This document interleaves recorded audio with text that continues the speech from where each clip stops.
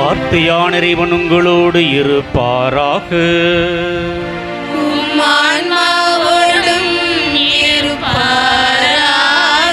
தூய லூக்கா எழுதிய நற்செய்தியிலிருந்து வாசகம்.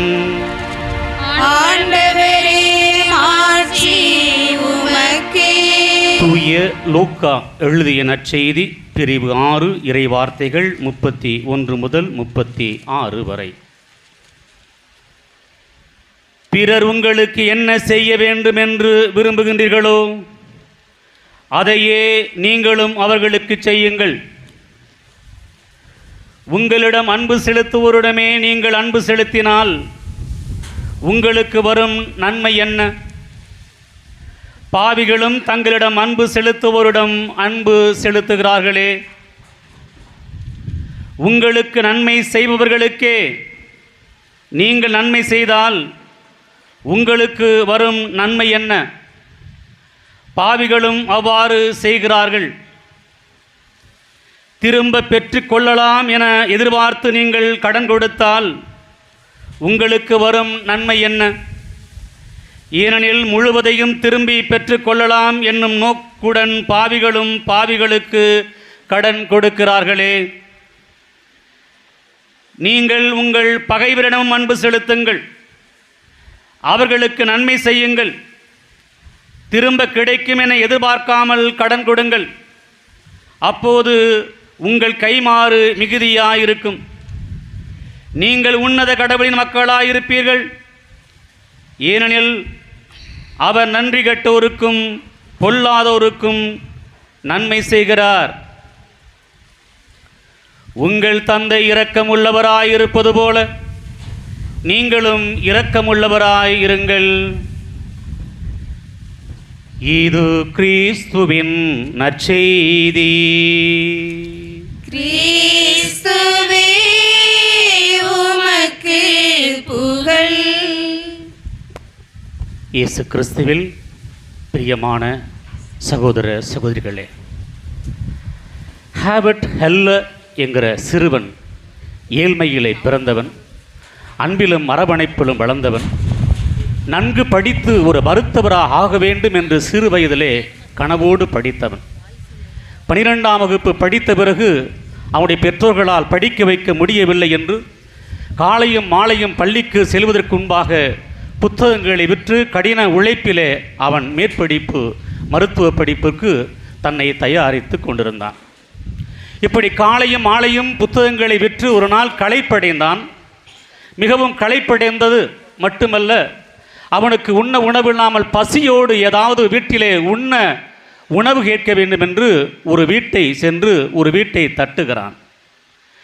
தட்டிய உடனேயே கதவு திறக்கப்படுகிறது. அவன் உணவு வேண்டும் என்று எண்ணத்தோடு சென்றவன் கதவு திறக்கப்படுகிற போது அங்கே ஒரு இளம்பெண் வருகிறார். அவரை பார்த்தவுடன் இவனுக்கு என்ன கேட்க வேண்டும் என்பது மறந்து போய்விட்டது. இளைஞனுக்கு அப்படிப்பட்ட ஒரு கவர்ச்சியிலே மறந்து போய்விட்டது. இது யதார்த்தம். உடனே அவன் கதவை தட்டியதனாலே எனக்கு தண்ணீர் வேண்டும் என்று கேட்கிறான். அவன் சென்றது உணவு கேட்பதற்காக. களைப்போடு சென்றான், பசியோடு சென்றான், வாடிய முகத்தோடு சென்றான். அந்த இளம்பெண் இவனுடைய நிலையை பார்க்கிறார், இவனுடைய உருவத்தை பார்க்கிறார், களைப்போடு இருப்பதை பார்க்கிறார். இவன் தண்ணீர் தான் கேட்டான், கொஞ்சம் பொறுத்து கொள்ளும் என்று சொல்லி வீட்டிற்கு சென்று பெரிய குவளையிலே குவளை நிறைய பாலை கொண்டு வந்து கொடுக்கிறார். குடித்து விட்டு சென்று விடுகிறான். நீண்ட நாட்கள், நீண்ட வருடங்கள் ஆகிறது. இவர் ஒரு பெரிய மருத்துவராக அங்கே நகரத்திலே பெரிய மருத்துவராக, சிறப்பு மருத்துவராக பணியாற்றி கொண்டிருக்கிறார். அப்படிப்பட்ட வேளையிலே இந்த ஒரு பெண் மிகவும் நோய்வாய்ப்பட்டு, இந்த பெண் மிகவும் நோய்வாய்ப்பட்டு எல்லா மருந்துகளையும் கிராமங்களில் உள்ள மருத்துவமனைகளெல்லாம் சிகிச்சை பெற்று சிகிச்சை பெற முடியாமல் சிறப்பு மருத்துவமனைக்கு இங்கே அழைக்கப்பட்டு சிறப்பு மருத்துவராக இவரிடம் இந்த பெண்ணை பற்றியும் இந்த ஊரை பற்றியும் சொன்ன உடனேயே மிகவும் ஆச்சரியத்தோடும் மிகவும் அக்கறையோடும் அன்போடும் ஆர்வத்தோடும் அந்த பெண்ணை வரவழைத்து அவளை முழுமையாக சிகிச்சை கொடுத்து குணப்படுத்துகிறார்.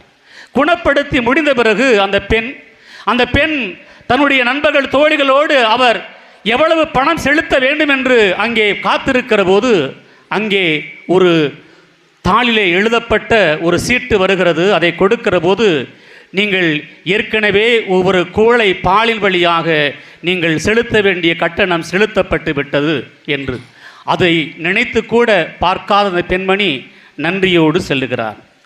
கிறிஸ்துவில் பிரியமான சகோதர சகோதரிகளே, இரக்கம் என்பது வார்த்தையா, இரக்கம் என்பது உணர்வா, இரக்கம் என்பது அதையும் தாண்டியா என்கிற கேள்விகளை எழுப்ப அல்ல. இன்று வழிபாட்டின் தொடக்கத்திலிருந்தே இரக்கம் என்றால் என்ன என்று நாம் தியானித்துக் கொண்டிருக்கிறோம், என்று நாம் சிந்தித்துக் கொண்டிருக்கிறோம்.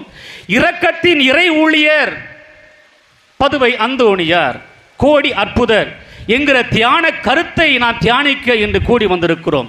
நாம் நம்முடைய வாழ்க்கை தியானிப்பதோடு முடிந்து விடுகிறதா என்ற ஒரு கேள்வியும் எழுப்ப நாம் அழைக்கப்படுகிறோம். பிரியமானவர்களே, நம்முடைய வாழ்க்கையிலே, நம்முடைய ஆன்மீக வாழ்க்கையிலே, நம்முடைய அன்றாட வாழ்க்கையிலே பல வார்த்தைகளுக்கு வருகிற வழியில் ஒரு ஹோட்டல் பேர் இருந்தது, தெரியாதுன்னு. அந்த ஹோட்டல் பேர் வர்ற வழியில் பார்த்துட்டு நினைக்கிறேன், தெரியாதுன்னு ஒரு ஹோட்டல் பேர்.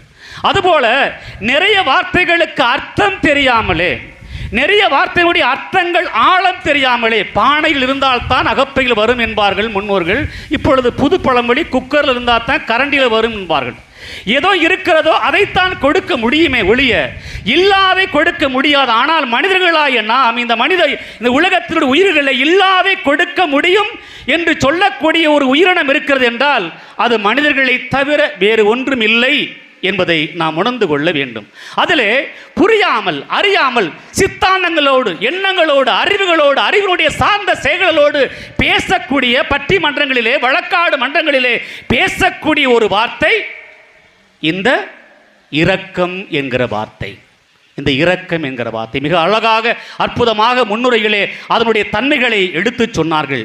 இந்த இரக்கம் என்கிறது வெறும் வார்த்தை அல்ல, இது வாழ்வு, இது கடவுளுடைய செயல், கடவுளுடைய அன்பினுடைய செயல். அந்த அன்பினுடைய ஆழமான ஆணி வேறாக இருக்கிறது, இறைவனுடைய தன்மைகளுடைய ஆழமாக இருக்கிறது. அதை நிறைவாக பெற்றிருக்கிறார் பதுவை அந்தோணியார் என்பதில் எந்த விதமான சந்தேகம் இல்லை. எனவேதான் அவர் கோடி அற்புதங்களை, அவர் செய்த அற்புதங்களை எல்லாம், அவர் அந்த மனிதனை காப்பாற்றியதாக இருக்கட்டும், அந்த பெண் மீது இரக்கம் கொண்டதாக இருக்கட்டும், அல்லது கடலிலே போதிக்கிற போது மீன்கள் அவருடைய வார்த்தைகளை கேட்டதாக இருக்கட்டும், அல்லது கழுதை அவர் மீது அவருக்கு இருந்த நம்பிக்கையில் அந்த நற்கருணை மீது வணக்கம் செலுத்தியதாக இருக்கட்டும், எத்தனையோ அவர் செய்த அற்புதங்களை ஒவ்வொரு ஆண்டும் நினைவுபடுத்தி பார்க்கிறோமே ஒழிய அந்த இரக்கம் என்கிற அந்த வாழ்வின் செயலை நாம் ஒரு நொடியாவது, ஒரு துளியாவது சுவைத்திருக்கிறோமா என்று கேள்வி கேட்க நாம் அழைக்கப்படுகிறோம். பிரியமானவர்களே, நம்முடைய வாழ்க்கையிலே இந்த இரண்டு வார்த்தைகள், இரக்கம் அல்லது பரிதாபம், பிட்டி என்று ஆங்கிலத்தில் சொல்வார்கள், சிம்பத்தி அண்ட் எம்பத்தி என்ற ஆங்கில வார்த்தை பயன்படுத்தப்படுகிறது. கிறிஸ்துவில் பிரியமானவர்களே, இந்த இரக்கம் என்பதற்கு எதிர்ப்பத சொல் இலக்கணத்திலே அல்லது தமிழிலே அல்லது ஆங்கிலத்திலே கூறக்கூடிய வார்த்தைகள் மிருகத்தனம் அல்லது மூர்க்கத்தனம் என்றது. மிருகத்தனம் அல்லது மூர்க்கத்தனம், இது வெறும் உணர்வு என்று சொன்ன உணர்வையும் தாண்டி கடவுள் நம்முடைய மனித உடலை உடல், உள்ளம், ஆன்மா என்று படைத்திருக்கிறார், அல்லது உடல், உணர்வு, உள்ளம் என்று படைத்திருக்கிறார். இந்த உள்ளத்தில் ஆணிவிரலை அடிப்படையில் இருக்கக்கூடியதுதான், இந்த அன்பினுடைய அடிப்படையாக இருக்கக்கூடியதான் இந்த இரக்கம் என்கிற இறைவன் கொடுத்திருக்கிற உணர்வு என்பதை விட இது கொடை, இது கடவுள் கொடுக்கக்கூடிய கொடை. மனிதனுடைய அறிவால் வளர்த்துக் கொள்வது அல்ல. அந்த கொடையை நம்மை முழுமையாக அதை பயணிக்க அதை வாழ்விக்க அதை வளம் பெறுகிறோம். அப்படிப்பட்ட வாழ்விலே கிறிஸ்துவில் பிரியமான சகோதர சகோதரிகளே பதுவை அந்தோணியார் அதை நிறைவாக பெற்றிருந்தார். அன்னை மரியாளை ஆண்டவர் கபிரியேல் தூதர் வாழ்த்துகிற போது அருள் நிறைந்தவளே வாழ்க என்று சொன்னால், அந்த அருளுக்கு என்கிற வார்த்தைக்குள்ளே, அந்த கிரேஸ் என்கிற வார்த்தைக்குள்ளே இறைவனுடைய இந்த தன்மைகள் அனைத்தும் அடங்கி இருக்கிறது. பதுவை அந்தோணியார் பெற்ற அந்த இரக்கம், இன்றைய நற்செய்தியிலே இரக்கமுடையோர் பேறு பெற்றோர் தந்தை இரக்கமுடையவராய் இருப்பது போல நீங்களும் இரக்கமுடையவர்களாய் இருங்கள் என்று அழைப்பதை பார்க்கிறோம். கிறிஸ்துவில் பிரியமான சகோதர சகோதரிகளே, இது வெறும் உணர்வு மட்டுமல்ல, இது உணர்வையும் தாண்டிய அன்பின் செயலாக, அன்பினுடைய ஆணித்தரமாக, அன்பினுடைய மறுபக்கமாக இருக்கிறது என்பதை இன்று வாசிக்க கேட்ட முதல் வாசகம், ஏசாயா தீர்க்கதரிசி வாசகம் மிக தெளிவாக நமக்கு எடுத்து கூறுகிறது. கிறிஸ்துவில் பிரியமான சகோதர சகோதரிகளே, இரக்கத்திற்கும் பரிதாபத்திற்கும் நிறைய உதாரணங்கள் கூறலாம். அங்கே நல்ல சமாரியன் ஊமையை ஆண்டவர் கூறுகிறார். அங்கே நல்ல சமாரியன் ஒரு இரக்கத்திற்கு உதாரணம். 5000 பேருக்கு உணவளிக்கிற போது சீடர்களை பார்த்தவர்களுக்கு என்ன செய்யலாம் என்று சொன்னபோது சீடர்கள் என்ன சொன்னார்கள்? என்ன சொன்னாங்க? அவங்களே போய் வாங்கிக்கிறட்டும் அப்படி சொன்னாங்க. அது பரிதாபம், பிட்டி, ஐயோ பாவம், ஐயோ என்கிற உணர்விளவிலே, மேலோட்டமான உணர்விளவிலே பார்க்கக்கூடிய பார்வைகள் தான் நாம் இரக்கம் இரக்கம் இரக்கம் என்று பச்சாதாபம் என்று நாம் சொல்லிக் கொண்டிருக்கிறோமே ஒழிய இது செயல், உடலோடு உடலோடு உள்ளத்தோடு உணர்வோடு முழுமையாக ஒட்டி இணைந்த செயலாக இருக்கிறது. ஒட்டுமொத்தத்தை சொல்ல வேண்டும் என்றால் ஒரு மனிதனை மனிதனாக முழுமையாக புரிந்து கொள்ள வேண்டியது. அதைத்தான் ஆண்டவர் சொன்னார், மற்றவர் உங்களுக்கு என்ன செய்ய வேண்டும் என்று விரும்புகிறீர்கள் அதையே நீங்கள் செய்யுங்கள். அதுதான் உன்னதமான இரக்கத்தின் செயலாக இருக்கிறது. அப்படிப்பட்ட செயலை பதுவை அந்தோணியார் அவர் முழுமையாக செய்தார். இந்த இரக்கத்தின் மறுபக்கமாக இருப்பது தாழ்ச்சி, தன்னை முழுமையாக தாழ்த்திக் கொள்கிறார். இன்றைய வாழ்க்கையில் நாம் பார்க்கிறோம், யாராக இருந்தாலும் சரி, எங்களைப் போல துறவிகளோ குருக்களோ உங்களைப் போல புதரிலோ உயர உயர உயர என்ன வருகிறது? அங்கே இரக்கம் இல்லாமல் இறுக்கம் அதிகமாகிறது, மன இறுக்கம் அதிகமாகிறது, இருமாப்பு அதிகமாகிறது, பொறாமை அதிகமாகிறது, ஆணவம் அதிகமாகிறது, தற்பெருமை அதிகமாகிறது. இவையெல்லாம் சேர்த்து நாம் சொல்லக்கூடிய நான் இரக்கப்படுகிறேன், நான் பரிதாபப்படுகிறேன் என்கிற வார்த்தைகளால் உச்சரிக்கிறமே ஒழிய உள்ளபடியே கிறிஸ்துவில் பிரியமான சகோதர சகோதரிகளே, இன்று நமக்கு குறிக்கப்பட்ட ஏசாயா தீர்க்கதரிசி குறிக்கப்பட்ட ஆண்டவர் இயேசு கிறிஸ்துவை குறித்து குறிக்கப்பட்ட செய்தியாக இருந்தாலும் ஆண்டவர் இயேசு கிறிஸ்துவோடு இணைந்து கொள்ளக்கூடிய ஒவ்வொருவரும் தாயை போல பிள்ளை நூலை போல சேலை என்பது போல ஒவ்வொருவரும் அதில் குறிப்பாக முன்னோடியாக எல்லாருடைய புனிதர்களுடைய முன்னோடியாக அற்புதங்களை, கோடி அற்புதங்களை செய்கிறார் என்றால் அந்த இரக்கம் என்கிற அமுத சுரபிகள் இருந்து அவர் இணைத்துக் கொண்டதனாலே அவர் கொடுக்கிறார். அந்த வார்த்தைகளை காருங்கள், சிறுமையற்ற தம் மக்கள் மீது இரக்கம் காட்டினார். ஏசாயா தீர்க்கதரிசி 42:13 கடைசி வசனத்திலே சிறுமையற்ற தம் மக்கள் மீது இரக்கம் காட்டினார். சீயோனே, என்னை கை நிகழ்ந்து விட்டார், என் தலைவர் என்னை மறந்து விட்டார் என்கிறாய். பால் குடிக்கும் தன் மகவை தாய் மறப்பாளோ? கருத்தாங்கினவர் தன் பிள்ளைகளை இரக்கம் காட்டாதிருப்பாளோ என்று கேட்கிறார். இறைவனுடைய இரக்கம் ஒருபோதும் குறைவதில்லை. பிரியமான சகோதர சகோதரிகளே, அந்த இரக்கத்தின் கரம், இறைவனுடைய இரக்கத்தின் கரம் எப்படி இருக்குமோ அப்படித்தான் புனித அந்தோணியாருடைய கரங்களிலும் இருந்தது. அதுதான் கோடி அற்புதங்களை செய்யக்கூடிய கரமாக இருந்தது என்பதை நாம் மறந்துவிடக் கூடாது, மறுத்துவிடவும் கூடாது. கிறிஸ்துவில் பிரியமான சகோதர சகோதரிகளே, ஏசாயா தீர்க்கதரிசி 64, எரேமியா 18 இப்படி இறைவார்த்தைகளை, திருப்பாடல் 31 இறைவார்த்தைகளை படிக்கிற போது இந்த இரக்கம் நிறைந்த கரங்கள் எப்படி இருக்கிறது? வணையக்கூடிய ஒரு மண்பானையை ஒரு குயவன் எப்படி உருவாக்குகிறானோ அப்படி உருவாக்கக்கூடிய கரமாக இருக்கிறது. ஆண்டவருடைய கரம் அப்படி இருந்தது.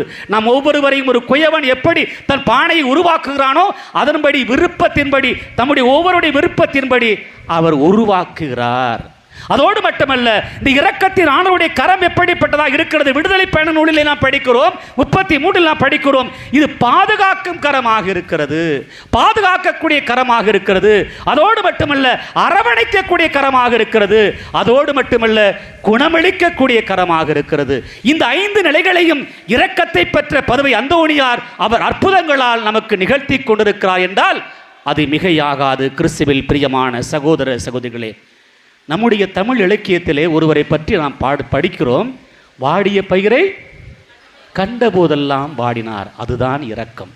ஒரு பயிரையும் உயிராக நினைத்து, ஒரு பயிரையும் உயிராக நினைத்து, தன்னோடு மனிதனாக நினைத்து அதன் மீது இரக்கம் கொண்டு அதற்கும் தன்னுடைய பிரசன்னத்தை, தன்னுடைய உடல் இருப்பை கொடுக்கக்கூடிய அப்படிப்பட்ட மனநிலையும் தாண்டி செயல்தான் உள்ளபடியே அது இரக்கத்தின் செயலாக இருக்கிறது. அப்படிப்பட்ட தன்மையை பதுவை அந்தோணியார் பெற்றுக்கொண்டார் என்றால் அவர் ஆண்டவரோடு இணைந்திருந்தார். கிறிஸ்துவில் பிரியமான சகோதர சகோதரிகளே, நம்முடைய வாழ்க்கையிலே நாம் எப்படிப்பட்டவர்களாக இருக்கிறோம்? இந்த இரக்கம் பரிதாபம், இந்த இரக்கம் பரிதாபம் செயல்பாட்டில் நாம் எப்படி பார்க்கலாம்? பங்கேற்பவர்கள் பார்வையாளர்கள் என்று சொல்லலாம். பங்கேற்பவர்கள் இரக்கமுடையவர்கள், எல்லா செயல்களிலும் பங்கேற்பார்கள், எல்லா செயல்களையும் ஈடுபடுவார்கள். பங்கேற்பவர்கள் இரக்கமுடையவர்களாக இருக்கிறார்கள், பார்வையாளர்கள் பரிதாபப்படக்கூடியவர்களாக இருக்கிறார்கள். நாம் யாராக இருக்கிறோம்? இங்கே பதுவை அந்தோணியார் பார்வையாளராக அல்ல, கானாவர் திருமணத்திலே அன்னை மரியாள் அங்கே பார்வையாளராக அல்ல, பங்கேற்பாளராக இருந்தார். நீங்கள் நிறைய லேடிஸ் இருக்கிறீங்க, பெண்கள் இருக்கிறீங்க, நீங்கள் சமைக்கிறீங்க வச்சுங்களேன். சமைக்கிற உங்களுக்கு தான் அதில் என்ன குறைபாடு இருக்கு தெரியும். சமையலோடு சேர்ந்து உங்களோடு வேலை செஞ்சால் தான் அதில் என்ன குறைபாடு இருக்குன்னு தெரியும். சமையலோடு அங்கே செயல்படவில்லை என்றால் ஒன்றே சாப்பிடக்கூடிய இருந்தால் உப்பு சரியில்லை, அது சரியில்லை, காரமாக இருக்குது, காரம் இல்லை, இது குறைகளை. ஒரு உதாரணம். அதுபோல எந்த செயலாக இருக்கட்டும், அது பங்கு பணியாக இருக்கட்டும், அலுவலக பணியாக இருக்கட்டும், பள்ளி பணியாக இருக்கட்டும், அல்லது நீங்கள் செய்யக்கூடிய கடல் தொழில் பணியாக இருக்கட்டும், எல்லா நிலைகளிலுமே இரக்கத்திற்கும் பரிதாபத்திற்கும் மிக எளிமையான உதாரணம் என்னவென்றால், எப்படிப்பட்ட செயலில் நாம் காட்டுகிறோம் என்றால், நாம் அவர்கள் பார்வையாளர்களாக இருப்பார்கள். பார்வையாளர்கள் விமர்சனம் செய்வார்கள், விமர்சித்துக் கொண்டே இருப்பார்கள், விளம்பரப்படுத்திக் கொண்டே இருப்பார்கள். ஆனால் பங்கேற்பவர்கள், இரக்கம் உள்ளவர்கள், அங்கே எந்த விதமான குறைபாடுகளும் எந்த விதமான விமர்சனங்கள் செய்யாமல் செயல்படுத்திக் கொண்டே இருப்பார்கள். அப்படி செயல் வீரராக இருப்பதனால்தான் இந்த பதுவை அந்தோணியார் அற்புதங்களை ஒன்றல்ல இரண்டல்ல கிறிஸ்துவில் பிரியமான சகோதர சகோதரிகளே, அற்புதங்களை ஆயிரமாய் கோடி கோடியாய் செய்து கொண்டிருக்கிறார். இரக்கத்தை பெற்ற ஒவ்வொருவருடைய கரங்களும் என்னென்ன என்று சொன்னேன்.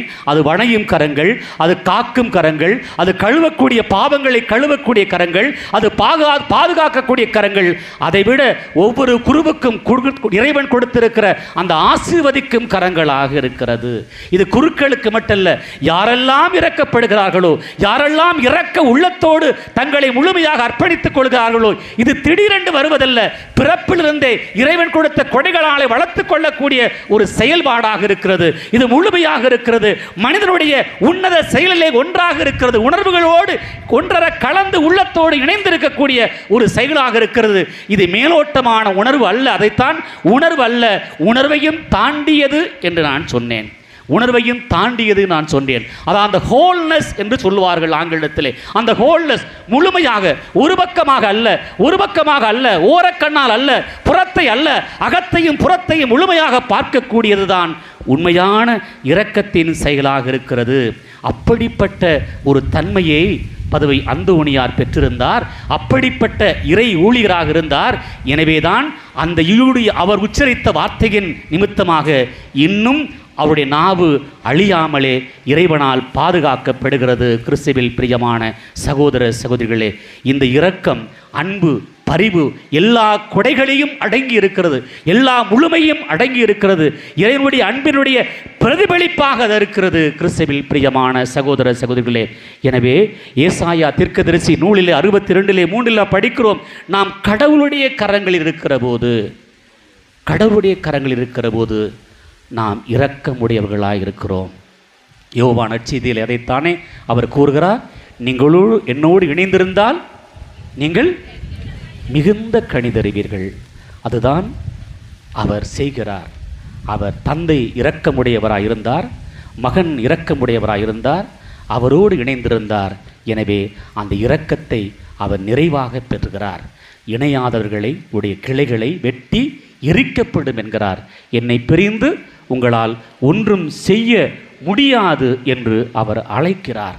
அது அந்த இரக்கம் என்பது அக்கறை, அன்பினுடைய ஆழமான அக்கறை. அப்படி அக்கறைப்பட்டவராய் அன்புடையவராய் அவர் வாழ்ந்ததனாலே ஆண்டவர் கோடி அற்புதத்தால் நிறைத்தார். இதோ இந்த கடற்கரையிலே ஆயிரக்கணக்கான மக்கள் நீங்கள் கடல் தொழில் செய்கிற போது அந்த அன்பையும் அந்த அக்கறையும் இறைவன் கொடுத்து கொண்டே இருக்கிறார். அதை கடுகளவாவது சுமைக்கிறீர்களா, அல்லது நீங்கள் பரிதாபத்தோடு நீங்கள் சென்று விடுகிறீர்களா என்று சற்று பரிசோதித்து பார்ப்போம். இதோ இறைவனுடைய இரக்கத்தை பெற்ற பதுவை அந்தோணியார் நம் ஒவ்வொருவருக்கும் அந்த இரக்கத்தை கொடுத்து கொண்டு இருக்கிறார். இன்னும் அனைவருக்கும் அதே இரக்கத்தை தர நாமும் இந்த வழியிலே மன்றாடுவோம்.